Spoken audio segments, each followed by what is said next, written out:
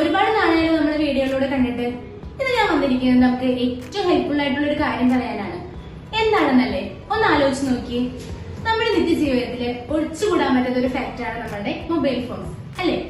അപ്പോൾ ഇന്നത്തെ നമ്മളുടെ വീഡിയോ എന്ന് പറയുന്നത് സോഫ്റ്റ്വെയർ സെക്ഷനുകളെല്ലാം നമ്മൾ ഏറ്റവും കൂടുതൽ യൂസ് ചെയ്യുന്നത് സിസ്റ്റം ഉപയോഗിച്ചിട്ട് തന്നെയാണ്. അപ്പോൾ ഈ സിസ്റ്റം ഉപയോഗിക്കാതെ തന്നെ നമ്മുടെ മൊബൈൽ ഫോണിൽ എങ്ങനെ സോഫ്റ്റ്വെയർ ഇൻസ്റ്റാൾ ചെയ്ത് വർക്ക് ചെയ്യുന്നത് നമുക്ക് നോക്കിയാലോ. ടാബ് ഓപ്പൺ ചെയ്തതിന് ശേഷം ആപ്പ് സ്റ്റോർ എന്ന് പറഞ്ഞ് കിടക്കുന്നുണ്ടോ, നമുക്ക് ഏത് സോഫ്റ്റ്വെയർ ആണ് വേണ്ടതെന്ന് വെച്ചാൽ നമ്മളിവിടെ ആ സോഫ്റ്റ്വെയറിന്റെ പേര് സെർച്ച് ചെയ്ത് കൊടുക്കാവുന്നതാണ്. ഞാൻ ഓട്ടോകാഡിനാണ് കൊടുത്തിട്ടുള്ളത്. അപ്പൊ നമുക്ക് 3ds Maxോ റിവിറ്റാർക്കോ ഏതാണ് വേണ്ടതെന്ന് വെച്ചാൽ നമുക്കിവിടെ സെർച്ച് ചെയ്ത് കൊടുക്കാവുന്നതാണ്. സോ ഓട്ടോകാഡിൽ ഐക്കണിൽ ക്ലിക്ക് ചെയ്ത് കഴിഞ്ഞാൽ നമുക്കിവിടെ വന്നിട്ടുണ്ടോ. അപ്പൊ നമുക്ക് ഇതുപോലെ കുറച്ചുകൂടെ കണ്ടോ, സ്കെച്ചപ്പ്, 3D CAD മോഡൽ, ഇങ്ങനെ എല്ലാ സോഫ്റ്റ്വെയറുകളും വന്നിട്ടുണ്ടായിരിക്കും. സോ നമുക്ക് നീടുള്ളത് ഇപ്പോൾ ഓട്ടോകാഡ് ആയതുകൊണ്ട് തന്നെ ഓൾറെഡി ഞാനിതിൽ ഇൻസ്റ്റാൾ ചെയ്തിട്ട്, അതുകൊണ്ട് തന്നെ ഇവിടെ ഓപ്പൺ എന്നാണ് കാണിച്ചിട്ടുള്ളത്. ജസ്റ്റ് ഓപ്പൺ കൊടുക്കാം. ഇങ്ങനെ ഓപ്പൺ ചെയ്യുന്ന സമയത്ത് ശരിക്കും പറഞ്ഞാൽ നമുക്ക് മെയിൽ ID പാസ്വേഡ് ഉപയോഗിച്ചിട്ട് വേണം ഈ ഒരു സെക്കൻഡ് ഇന്റർഫേസിലേക്ക് ഓപ്പൺ ചെയ്ത് വരാനായിട്ട്. അത് എങ്ങനെയാണ് ചെയ്യുന്നത് ഞാൻ അടുത്തതായിട്ടൊരു ഫോണിൽ കാണിച്ചു തരാം. ഈ വരുന്ന ഈ ഒരു ഇന്റർഫേസ് നമ്മൾ ഓൾറെഡി സ്റ്റാർട്ട് ചെയ്യാണ്. സോഴ്സിൽ പോയാൽ നമുക്ക് പുതിയൊരു ഡ്രോയിങ് സ്റ്റാർട്ട് ചെയ്യാനായിട്ട് പറ്റും.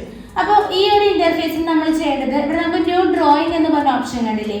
ന്യൂ ഡ്രോയിങ് എടുത്തതിന് ശേഷം നമുക്കിവിടെ ഈ ഡ്രോയിങ്ങിന് ഒരു പേര് കൊടുക്കാവുന്നതാണ്.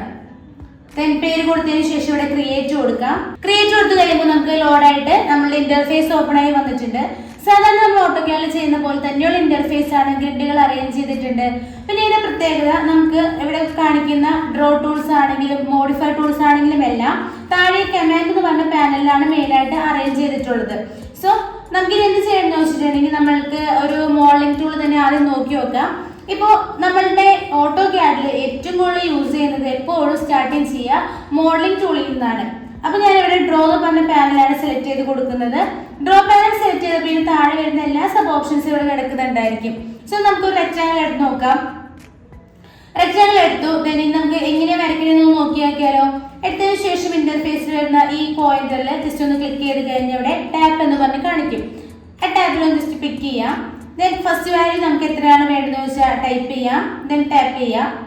ദെൻ അടുത്ത ഓപ്ഷൻ വീണ്ടും അടുത്ത വാല്യൂ ടൈപ്പ് ചെയ്തിട്ട് ഫിനിഷ് കൊടുക്കുക. അപ്പൊ നമ്മൾ കൊടുത്തതനുസരിച്ച് ഇവിടെ റെക്ടാങ്കിൾ വന്നിട്ടുണ്ടായിരിക്കും. ദെൻ നമുക്ക് ഇതിന്റെ മെഷർമെന്റ്സ് ഒന്ന് നോക്കിയാലോ. ദെൻ ഇതിൽ തന്നെ കമാൻഡിൽ തന്നെ മെഷർ എന്ന് പറഞ്ഞ് കിടക്കുന്നുണ്ട്. ജസ്റ്റ് ഒന്ന് എടുത്തു കഴിഞ്ഞാൽ എത്രയാണ് നമ്മൾ കൊടുത്തിട്ടുള്ള ലെങ്ത് വിഡ്ത് എന്നുള്ളത് നമുക്ക് ഇവിടുന്ന് കണ്ടുപിടിക്കാനായിട്ട് പറ്റും. ഇനിയിപ്പോൾ നമുക്ക് ഒരു ഏരിയ ആണ് കാണണമെങ്കിൽ ഏരിയ സെലക്ട് ചെയ്യാം. ഒബ്ജക്റ്റ് എടുത്ത് ഒബ്ജക്റ്റിനെ നമുക്ക് സെലക്ട് ചെയ്ത് കൊടുക്കാം. ഓക്കെ, അപ്പൊ നമുക്ക് എത്രയാണ് ഏരിയ, അതുപോലെ തന്നെ എത്രയാണ് പെരിമീറ്റർ, ഇങ്ങനത്തെ ഡീറ്റെയിൽസ് നമുക്ക് ഇവിടെ ഈ കമന്റ്സിൽ നമുക്ക് കാണിച്ചു തരും. ഇനി നമുക്ക് ഇതുപോലെ തന്നെ നമുക്കിത് വേണ്ട വെച്ച് നമുക്ക് ഇതിനെ ഡ്രാഗ് ചെയ്ത് സെലക്ട് ചെയ്യാം. സോ ഇറേസ് ചെയ്ത് കഴിഞ്ഞിട്ടുണ്ടെങ്കിൽ നമുക്ക് ഇതിനെ അവിടുത്തെ ഇന്റർഫേസിൽ നിന്ന് പോകുന്നുണ്ടായിരിക്കും. ഇനി നമ്മൾ എന്താ ചെയ്യേണ്ടതെന്ന് വെച്ചിട്ടുണ്ടെങ്കിൽ ഇതിന്റെ തന്നെ ഒരു സബ് ഓപ്ഷൻ കൂടെ എങ്ങനെയാണെന്ന് നോക്കാം. ഡ്രോയിൽ നമ്മൾ റെക്ടാങ്കിൾ എടുത്തു കഴിഞ്ഞാൽ സബ് ഓപ്ഷൻസ് എല്ലാം ആക്റ്റീവ് ആണ്. ചാംഫർ എന്ന് പറയുന്നത് അറിയാലോ, റെക്ടാങ്കിളിന്റെ എഡ്ജ് പോയിന്റ്സ് നമുക്ക് സ്ലോപ്പായി കട്ട് ചെയ്യാൻ വേണ്ടിയിട്ടാണ്. സോ ചാംഫർ എടുത്തു കഴിഞ്ഞാൽ നമുക്ക് ഇവിടെ വാല്യൂ കൊടുക്കണം. ഫസ്റ്റ് ചാംഫർ ഡിസ്റ്റൻസ് ടൈപ്പ് ചെയ്യുക, എൻ്റർ കൊടുക്കുക. Then second chamfer distance type ചെയ്യുക, എൻ്റർ കൊടുക്കുക. ഇത് നമ്മൾ എന്ത് ചെയ്യുന്നത് വെച്ചാൽ ഇന്റർഫേസിൽ ഒന്ന് ടാപ്പ് എന്ന് പറഞ്ഞ് കിടക്കുന്നുണ്ടോ, നമ്മൾ എന്ത് ചെയ്യുക, ജസ്റ്റ് ഒന്ന് ഡ്രാഗ് ചെയ്ത് ഇങ്ങനെ വരച്ചു കൊടുക്കുക. അപ്പൊ നമുക്ക് ഇവിടെ വന്നിട്ടുണ്ടായിരിക്കും. ഇനി എന്ത് ചെയ്യുന്നത് വെച്ചിട്ടുണ്ടെങ്കിൽ കണ്ടോ, നമ്മൾ കൊടുത്ത എഡ്ജ് പോയിന്റ്സ് എല്ലാം നമ്മൾ കൊടുത്ത വാല്യൂവിനനുസരിച്ച് ഇവിടെ കട്ടായി പോയിട്ടുണ്ട്. അപ്പൊ ഇങ്ങനെ നമുക്ക് ഏതൊരു ടൂളിന്റെ ആണെങ്കിലും സബ് ഓപ്ഷൻസ് വെച്ചിട്ടെല്ലാം നമുക്ക് ഏറ്റവും ഈസി ആയിട്ട് നമുക്ക് യൂസ് ചെയ്യാവുന്ന മെത്തേഡാണ് ഇപ്പോൾ പറഞ്ഞിട്ടുള്ളത്. ഇനി നമുക്കിത് വേണമെങ്കിൽ നമുക്ക് എന്ത് ചെയ്യാം, ജസ്റ്റ് ഡ്രാഗ് ചെയ്ത് സെലക്ട് ചെയ്ത് ഇറേസ് ചെയ്തിട്ടുണ്ടെങ്കിൽ ഈ ഒരു പോർഷൻ നമുക്ക് അവിടെ നിന്ന് പോയിട്ടുണ്ടാവും. അപ്പൊ ഇതുപോലെ തന്നെയാണ് ബാക്കി എല്ലാ സബ് ഓപ്ഷൻസും ഉപയോഗിച്ചിട്ട് നമുക്ക് മെയിനായിട്ട് പ്ലാനുകളൊക്കെ വരയ്ക്കാൻ വേണ്ടിയിട്ട് നമ്മളുടെ തന്നെ ടാബോ ഫോണോ എല്ലാം യൂസ് ചെയ്ത് ചെയ്യാവുന്നതാണ്. ഇനി നമുക്ക് എങ്ങനെയാണ് ആൻഡ്രോയിഡ് ഫോൺസിലൊക്കെ ഓട്ടോകാഡ് അല്ലെങ്കിൽ 3ds Max ഇൻസ്റ്റാൾ ചെയ്യാൻ നമുക്ക് നോക്കിയാലോ. നമുക്ക് നേരെ പ്ലേ സ്റ്റോറിൽ പോവാം. ഏത് സോഫ്റ്റ്വെയർ ആണ് നമുക്ക് വേണ്ടതെന്ന് വെച്ചാൽ ജസ്റ്റ് ഒന്ന് സെർച്ച് ചെയ്ത് കൊടുക്കുന്നുണ്ട്. ഞാനിപ്പോൾ ഓട്ടോകാഡ് തന്നെയാണ് കൊടുക്കുന്നത്. ഓട്ടോകാഡ് സെർച്ച് ചെയ്ത് കൊടുക്കാം. ഇപ്പോൾ ഓട്ടോകാഡ് ഇൻസ്റ്റാൾ ആയിട്ടുണ്ട്. നമുക്ക് ജസ്റ്റ് ഒന്ന് ഓപ്പൺ ചെയ്യാം. ഓപ്പൺ ചെയ്ത് വരുമ്പോഴും കണ്ടു ഇതുപോലെയാണ് ഞാൻ നേരത്തെ പറഞ്ഞത്, സൈൻ ഇൻ ചെയ്യാം അല്ലെങ്കിൽ നമുക്ക് ക്രിയേറ്റ് അക്കൗണ്ട് കൊടുക്കാം. ഇപ്പോൾ ഓൾറെഡി നമ്മൾ അക്കൗണ്ടൊക്കെ ക്രിയേറ്റ് ചെയ്തതാണെങ്കിൽ ഡയറക്റ്റ് സൈൻ ഇൻ ചെയ്താൽ മതി.